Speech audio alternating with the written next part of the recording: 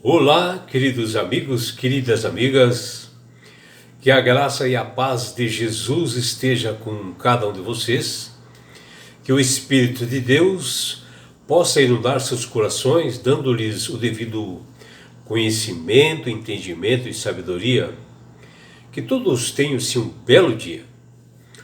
Vamos à lição de hoje, segunda-feira, 1º de junho de 2026.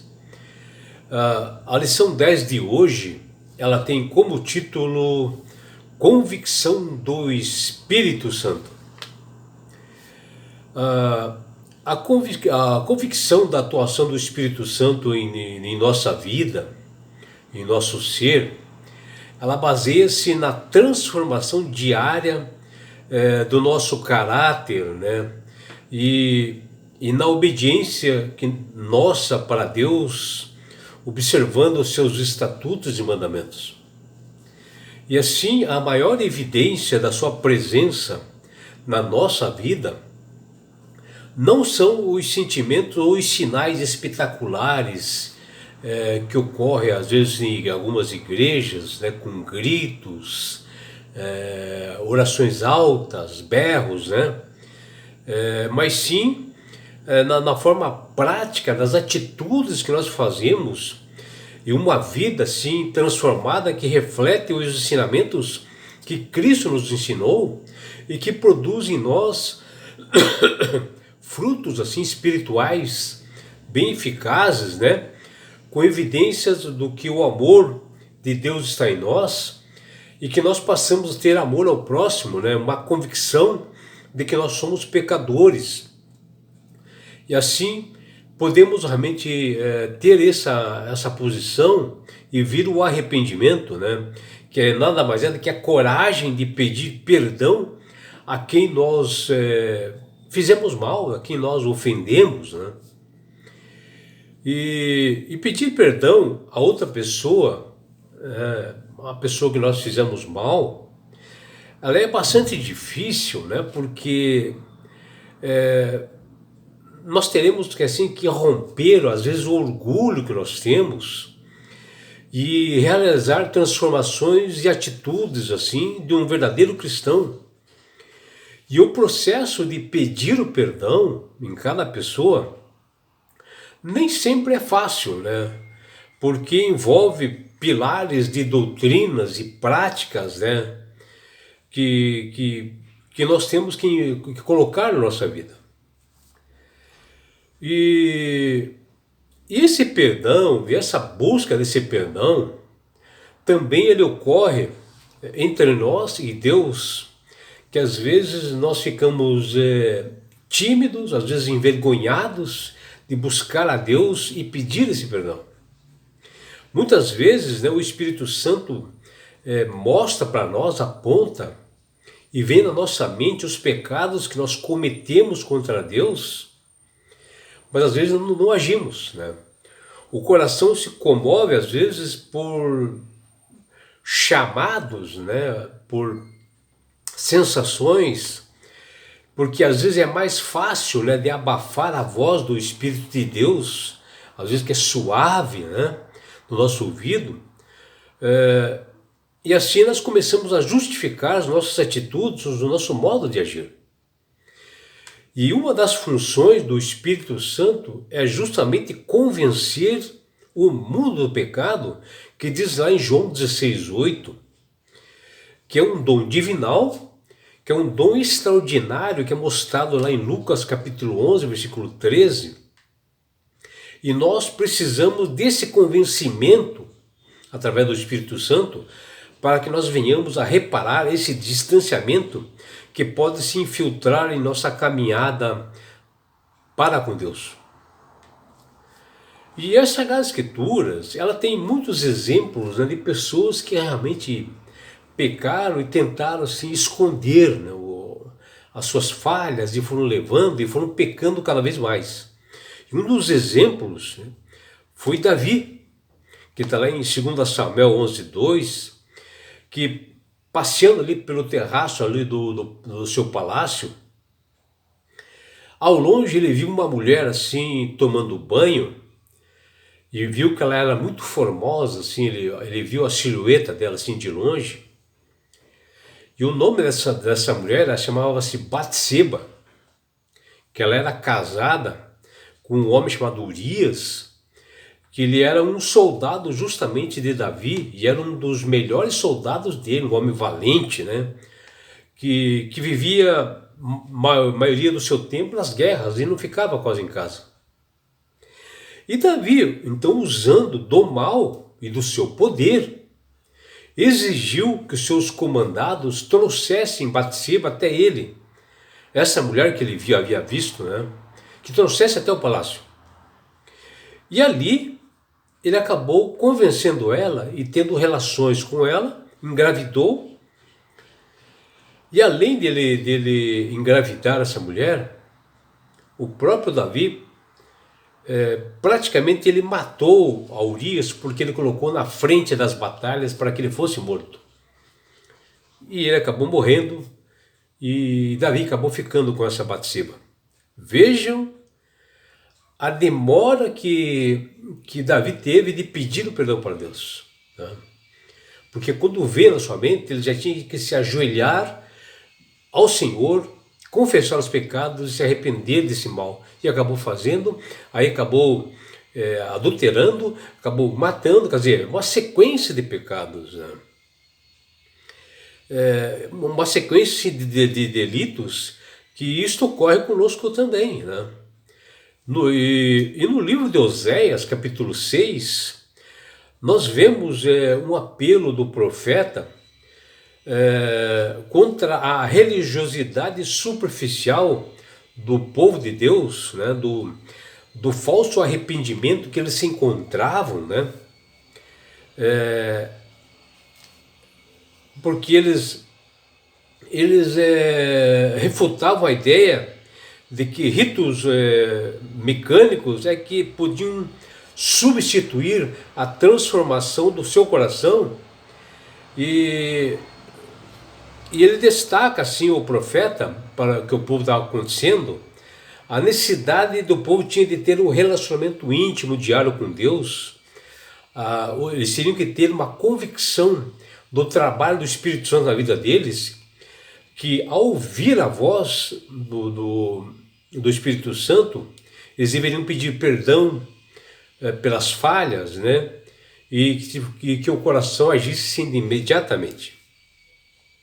E assim Deus também nos convida diariamente para nós voltarmos aos seus braços de amor, que Ele promete a cura, Ele promete um bem-estar para todos nós, desde que nós possamos nos arrepender das nossas atitudes, confessar nossos pecados e ouvir a voz do Espírito Santo e ter mais conhecimento de quem é Deus, e que ele realmente tem o poder de restaurar, Ele quer realmente procurar salvar a todos. E assim nós temos que procurar conhecê-lo melhor. E não fazer rituais como nós vemos em doutrinas hoje, né? Diz, na igreja tal, hoje vai ter uma revelação, e começa de gritarias, né? Que na realidade, meus amigos, minhas amigas, se Deus quiser revelar para você, Ele não vai revelar para pastores, para sacerdotes, missionários, quem quer que seja, na igreja X ou Y. Ele vai revelar para você. E Ele vai achar forma de revelar para você. Seja em sonho, seja de uma forma da natureza, Deus vai achar a maneira para revelar para você. Jamais uma revelação que é para você, Deus vai dar para outra pessoa passar para você. E por isso que nós temos que ter esses cuidados, né, com essas igrejas falsas que realmente não têm o Espírito Santo. E assim nós temos que refletir sobre o papel do Espírito Santo na nossa vida, nesse processo de nós enxergarmos assim como uma videira, né? Porque nós somos o ramos, né? E Jesus é a videira, que nós possamos realmente enxergar isto, a nossa dependência dele, que está lá em João 15:4. E muitas vezes nós nos entristecemos assim por ações más que nós cometemos, que nos trazem desagradáveis consequências, sendo que Deus perdoa o pecado, mas as consequências não, e nós temos que responder pelas consequências. Mas isto realmente, quando nós fazemos as coisas e só ficamos tristes, né, e não agimos, isto não é arrependimento. Arrependimento quando você se ajoelha e busca ao Senhor, conta seus pecados, pede perdão, confessa, aí sim é um arrependimento justo. Porque a verdadeira tristeza pelo pecado é o resultado da atuação do Espírito Santo, em que nós não ouvimos, né? Deixamos de ouvir. Porque o pecado, ele revela a ingratidão da alma que menosprezou e ofendeu o Salvador, levando aos contritos a se ajoelharem para Jesus, a buscarem ao pé da cruz uma reconciliação. Jesus está ferido novamente quando cada vez nós pecamos, nós estamos ferindo o Salvador. Às vezes choramos pelas transgressões que nos trouxeram angústia, que tal pranto às vezes possa nos levar à renúncia do pecado por vez e buscar essa santidade que é o que realmente Deus deseja na vida de cada um de nós.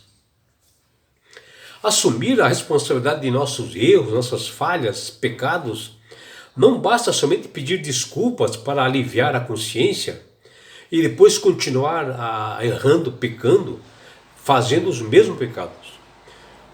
E às vezes ofendendo outras pessoas.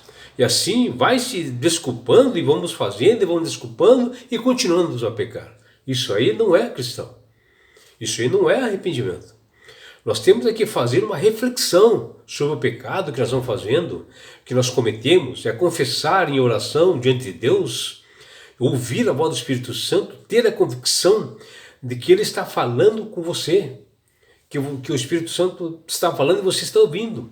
E naquele momento se arrepender, pedir perdão para Deus e não voltar a fazer mais esses pecados. O verdadeiro arrependimento exige de nós o reconhecimento do erro, e isso faz com que o Espírito Santo que aponte para nós a falha que nós cometemos. E esta é a função do Espírito Santo. Porém, o pedido de perdão precisa ser acompanhado de uma tentativa real de consertar o erro, o mal feito, e de uma mudança de comportamento, uma mudança de atitude. A Bíblia mostra que existe o perdão vertical, que é com Deus, e o horizontal, que é com os seres humanos. Existe a forte crença de que o perdão humano está conectado com o perdão divino. Como registrado lá em Mateus capítulo 6, versículos 14 até 15, onde menciona que Deus perdoa aqueles que também perdoam a quem os ofendeu. Isto cria um peso moral de que não se pode estar em paz com Deus se nós magoamos nossos semelhantes, se nós ferimos nossos semelhantes, porque dentro de nós está um orgulho bloqueando o perdão ao próximo. No livro de Oséias, Deus mostra de como ele descreve ele, Deus, como ele é, né? E Deus convida a todos nós ao arrependimento, onde Oséias 6,3 diz: conheçamos e prossigamos em conhecer ao Senhor, como a alva, a sua vinda é certa. Ele descerá sobre nós como a chuva serôdia, que rega a terra, que está em Oséias 6,3. Bom, aqui chuva serôdia, ela ocorria na primavera, nos tempos de Jesus e antes. É uma chuva assim fina, constante, que ela servia assim para regar as plantações, que ela penetrava assim na terra, que fazia amadurecer a colheita. E aqui ela é comparada, né, espiritualmente, com o derramamento do poder do Espírito Santo que ocorrerá em nós no fim dos tempos, que será, né, que antecede a segunda vinda de Jesus, e que ele dará às pessoas arrependidas poderes, né, onde pessoas consagradas terão a capacidade de proclamar o Evangelho ao mundo todo, né? O Espírito Santo começará a falar com essa pessoa, e essa pessoa terá realmente um desenvolvimento de dons e talentos para poder pregar o Evangelho em todos os lugares e países. Esse texto acima que eu acabei de ler sai de um coração sinceramente convertido, que expressa os mais belos resumos da esperança que só poderá estar em Jesus Cristo. E através de Oséias, Deus nos convida a voltar-se e tivermos essa atitude que Ele promete para todos nós, curas, restauração.